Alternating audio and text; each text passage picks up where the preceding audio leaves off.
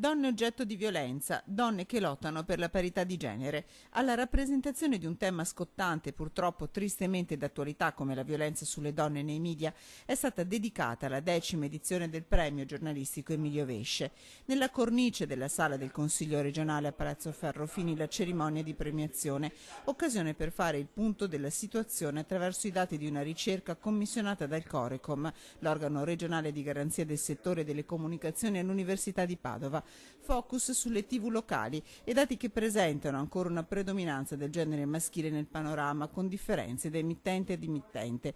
Un dibattito che si è concluso con la firma di un protocollo tra il Corecom e la Commissione Pari Opportunità del Veneto, con compiti di monitoraggio, primo del genere in Italia. Intervenire per eliminare, per imporre il divieto a determinate rappresentazioni che si manifestano come prettamente lesive della dignità della donna. Premiata Antenne 3 Nord-Est con un servizio realizzato da Angela Pederiva per il programma Storie di famiglia, con l'obiettivo di andare al di là della cronaca e capire cosa accade dopo che le telecamere si spengono. Abbiamo trovato una donna che inizialmente nella nostra intervista ci diceva avrei preferito morire piuttosto che ritrovarmi mutilata e paralizzata, ma che ora, a distanza di oltre un anno da quel fatto, sta raccogliendo invece firme per evitare che gli imputati di delitti efferati possano accedere al rito abbreviato e dunque ottenere lo sconto di pena. Ecco, è questa forse la vittoria più grande anche di noi che facciamo informazione.